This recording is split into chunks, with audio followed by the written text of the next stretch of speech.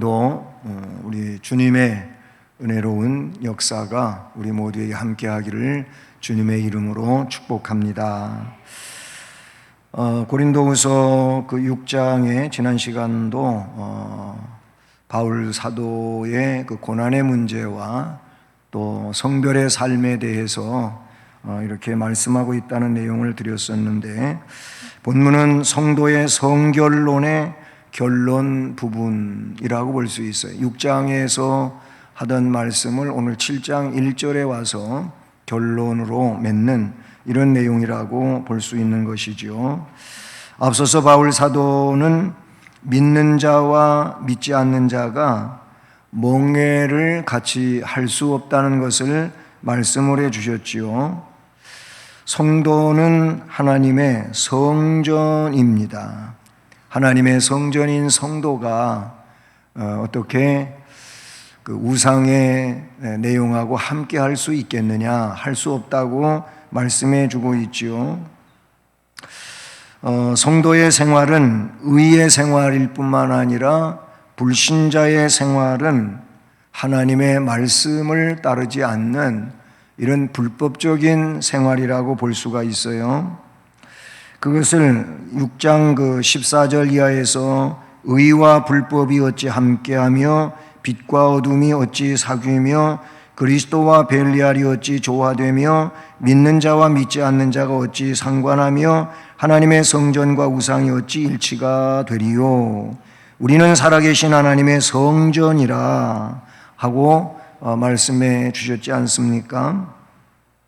이렇게 믿는 자와 믿지 않는 자는 서로 상관할 수가 없습니다. 하나님을 아버지로 믿고 섬기고 예수를 구세주로 믿으며 성경이 하나님의 말씀인 것을 믿고 사는 자들이 이 하나님도 모르고 예수님이 구세주라고 하는 것도 인정하지 않으며 성경은 그냥 경전의 하나일 뿐이지 그것이 하나님의 말씀이며 절대적인 내용이라고 볼 수 없다, 이렇게 생각하고 있는 믿지 않는 자와 어떻게 상관이 되겠느냐? 상관이 될 수 없다고 말씀해 주지요. 당시 이방인의 도시 가운데 믿는 사람의 숫자는 많지 않았지요. 고린도도 그랬습니다.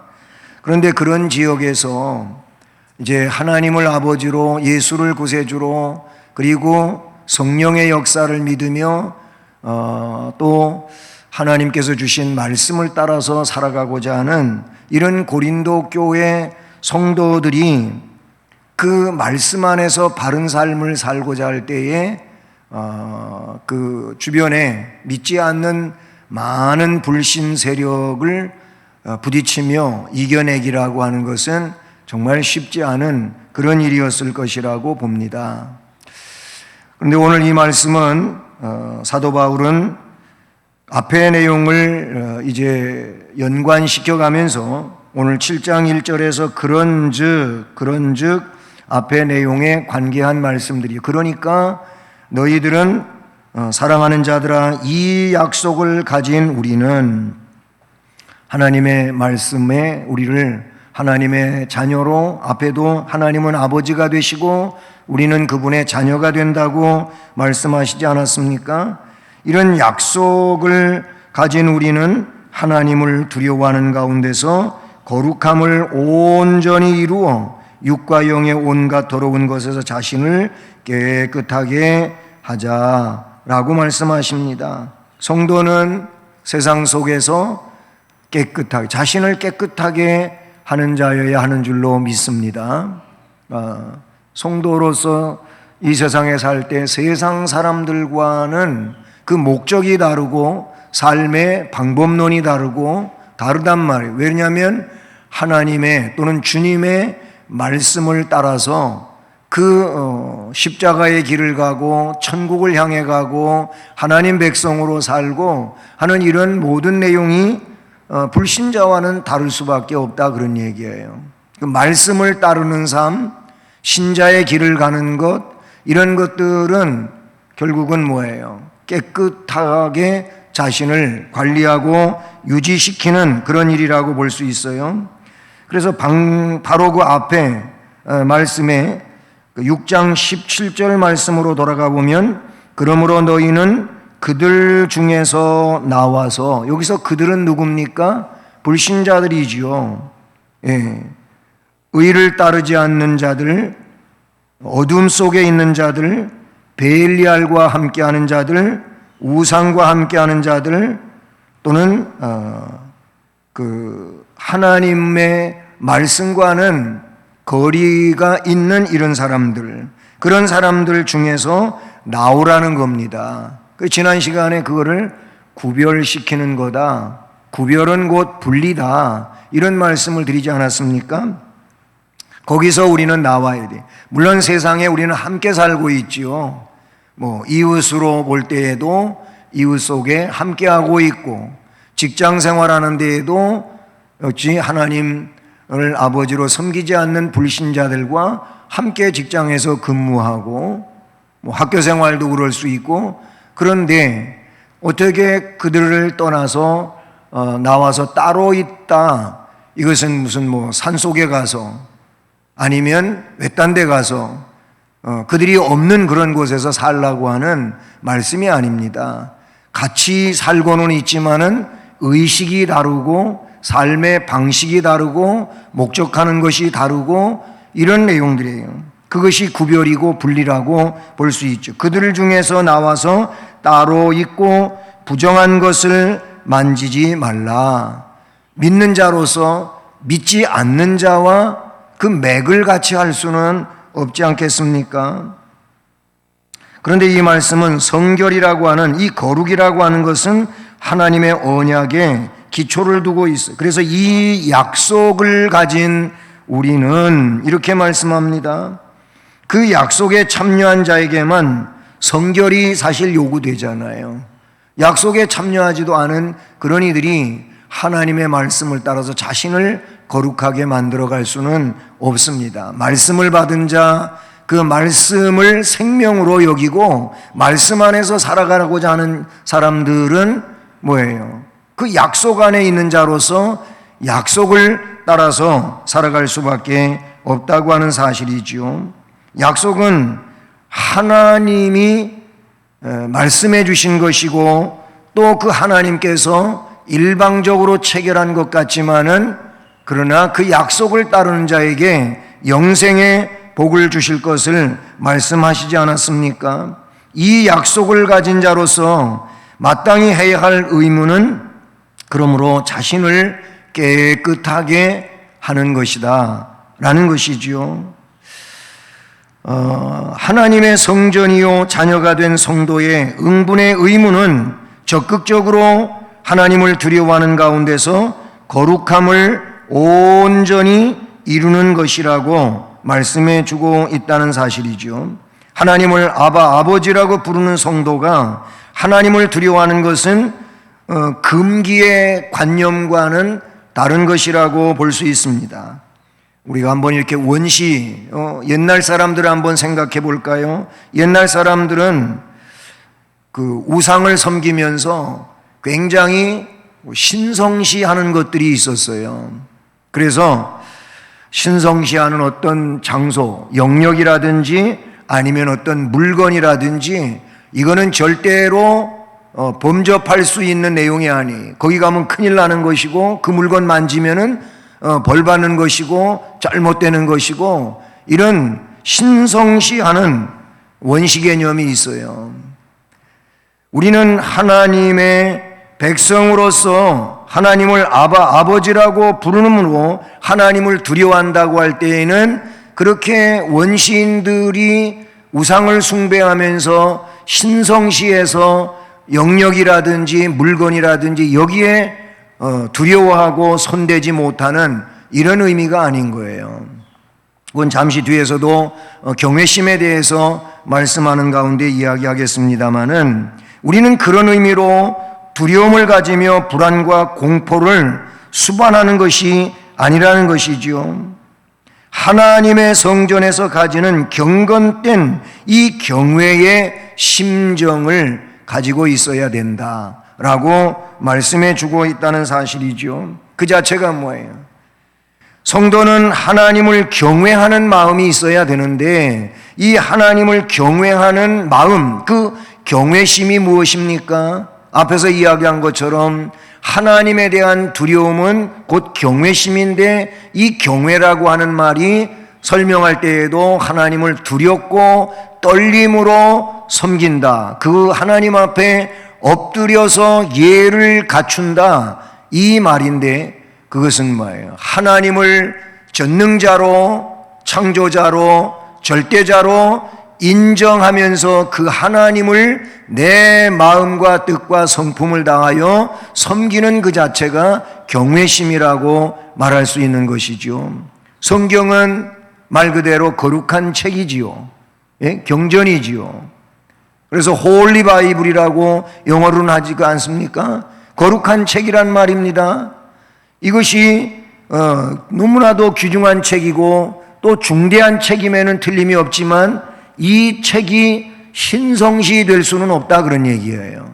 이게 말의 의미가 뭐냐면은 이 책은 함부로 할 수 없는 책이다. 맞아요. 맞는데 그렇다고 해서 이 책은 그냥 어디 귀한 장소에 고이고이 간직해 두어야만 되는 게 아니고 이 책이 너무나도 귀중한 책이고 중요한 책이고 하나님 말씀이 담겨 있는 책이라고 할 때 그렇게 고이고이 모시는 책이 아니라 이 말씀을 우리는 사모해야 되고 열심히 읽어야 되고 이 말씀을 따라서 사는 것이 이 말씀에 대한 경외감이라고 또는 그렇게 귀중성을 가진다고 이렇게 말할 수 있는 거예요.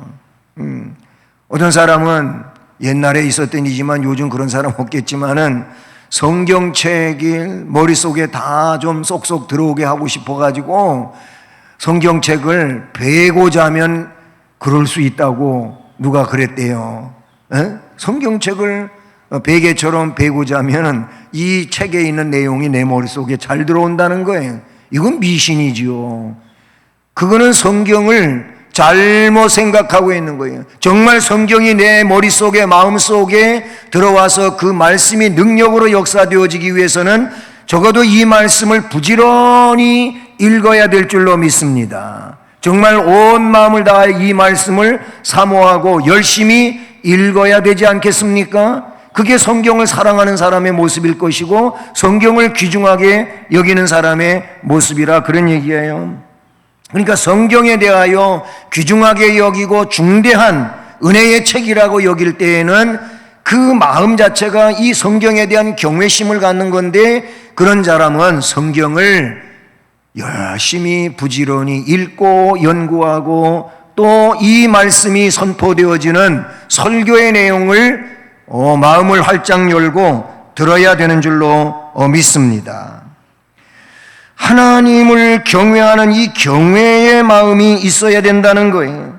그래서 베드로전서 1장 16절에서는 사도 베드로는 어떻게 이야기하냐면 기록하였으되 내가 거룩하니 너희도 거룩할지어다 이런 말씀을 하셨어요. 그런데 이 말씀은 레위기 11장 44절, 19장 2절, 20장 7절 레위기의 이 내용들에서 인용된 말씀입니다. 거기 말씀에 하나님이 거룩하시니 하나님의 백성이 된 이스라엘아 너희들도 거룩할지어다 이렇게 말씀하고 있다 그런 얘기예요. 그러니까 우리도 레위기 시대만이 아니고 오늘 우리에게도 그 말씀을 통하여 주시는 건 뭐냐면 전능하신 하나님의 자녀요 백성이 되었다면 하나님이 거룩하신 것처럼 우리도 거룩해야 되는데 이 거룩한 역사를 위하여 우리 안에 먼저 하나님에 대한 경외심이 있어야 된다. 하나님을 경외하는 마음이 있어야 된다 그런 얘기예요. 그렇게 될 때 그 하나님을 전능자로 또는 하나님을 절대자로 하나님이 우리에게 복을 주시고 인생을 책임지시고 이 세상에서 영원까지 이끌어 가시는 분이라고 믿고 그 하나님 앞에 어떻게 순종하는 거예요. 하나님을 경외한다고 하는 것은 하나님께 순종하는 것입니다. 이 순종은 이미 하나님은 말씀해 주셨어요. 우리에게 영생을 위하여 말씀을 주셨어요. 그러니 이 말씀은 하나님의 말씀이라고 우리가 여길 때 우리 마음이 그 하나님에 대한 경외심을 갖는다면 말씀, 하나님이 해주신 이 말씀을 순종해야 할 것입니다. 다시 말하면 하나님에 대한 경외하는 마음이 있으면 말씀을 자연스럽게 순종하게 되어 있다, 그런 얘기예요. 말씀을 순종하지도 않으면서 나는 하나님을 경외한다, 이 말은 맞는 말이 될 수가 없다, 그런 얘기입니다. 너희 성도들아 하나님을 경외하라. 저를 경외하는 자에게는 부족함이 없도다. 시편 34편 9절에서 말씀합니다. 시편 55편 19절에서는 하나님을 경외하지 아니하는 자에게 하나님은 보응하시리로다, 이렇게 말씀하셔요. 경외해야 된다는 겁니다. 경외하는 자에게 하나님은 복을 주셔서 부족함이 없게 하신다는 겁니다. 그렇습니다. 우리는 경건한 심정을 가지고 하나님의 뜻을 순종함으로 하나님을 경외하는 마음이 삶으로 드러날 수 있는 자 되기를 주님의 이름으로 축복하는 것입니다. 하나님의 이름이 너무나도 아름답고 그 구원의 능력이 너무나도 크고 그의 은혜가 너무나도 높기 때문에 그 이름을 찬양하고 그 하나님 앞에 즐거움으로 경배하는 것, 이것은 경외의 내용이라고 볼 수 있다는 사실이죠. 네, 그렇습니다. 우리가 깨끗하게 되어야 하는데 깨끗하게 되기 위하여 먼저 우리 마음속에 하나님을 경외하는 마음이 자리 잡아야 된다라는 것입니다. 그런 사람이 결국 오늘 7장 1절 중반 이하에 보면 거룩함을 온전히 이루어 육과 영의 온갖 더러운 것에서 자신을 깨끗하게 하자라고 말합니다. 결국 뭐예요? 우리는 영도 육도 깨끗하게 그렇게 말씀으로 자신을 복종시키고 바울 사도가 쳐서 복종시킨다고 했던 것처럼 그런 신앙의 삶을 살아감으로써 하나님이 기뻐하시는 영육의 삶을 살아가야 될 줄로 믿습니다. 요한일서 3장 3절도 주를 향하여 이 소망을 가진 자마다, 무슨 소망? 하늘의 소망이지요. 천국 소망이잖아요. 주를 향하여 이 소망을 가진 자마다 그의 깨끗하심과 같이 자기를 깨끗하게 하느니라. 하늘 소망을 가지고 있는 자, 천국 소망을 가지고 있는 그 사람은 우리 하나님이 깨끗하신 것처럼 자기를 깨끗하게 한다고 말했어요. 하늘 소망, 천국 소망이 있다고 하면서도 자신을 거룩하게 그렇게 만들려고 힘쓰지 않는다면은 이거는 뭔가 문제가 있다, 그런 얘기죠. 문제가 있는 거예요. 성결, 즉 깨끗함은 육과 영이 온갖 더러운 것에서 깨끗하게 되어야 하는 것임을 믿습니다. 이것이 거룩함을 이루는 데 있어서 전제적 조건이라고 볼 수가 있는 것이지요. 온갖 더러운 것을 버리지 않고 거룩함을 온전히 이룰 수는 없잖아요. 더욱이 육과 영이 다 같이 성결해야 하는 것은 사람의 전인격에서 동시에 성결이 이루어지기 때문인 것이지요. 여러분, 골로새서 한번 말씀 찾아보실까요? 골로새서 3장 8절로 10절 말씀입니다. 골로새서 3장 8절로 10절, 앞에 5절부터 시작하는 말씀이지만은 8절부터 10절을 읽습니다. 시작. 이제는 너희가 이 모든 것을 벗어버리라. 곧 분함과 노여움과 악의와 비방과 너희 입에 부끄러운 말이라. 너희가 서로 거짓말을 하지 말라. 옛사람과 그 행위를 벗어버리고 새 사람을 입었으니 이는 자기를 창조하신 이의 형상을 따라 지시게까지 새롭게 하심을 입은 자니라. 아멘. 이렇게 이와 말씀과 비슷한 말씀은 에베소 4장 22절로 23절에도 벗으라 입으라 이런 말씀이 나와요. 오늘 말씀도 보면 이제는 너희가 이 모든 것을 벗어버리. 여기서 이 모든 것은 무엇입니까? 앞에 5절에서 7절에 보면 땅에 있는 지체를 죽이라고 합니다. 그것은 음란, 부정, 사욕, 악한 정욕, 탐심이니 탐심은 우상 숭배니라. 이것들로 말미암아 하나님의 진노가 임하느니라. 너희도 전에 그 가운데 살 때에는 그 가운데서 행하였으나. 이 세상의 정욕적이고 악의적인 이런 내용들은 이제는 없애버려야 된다, 그런 얘기예요.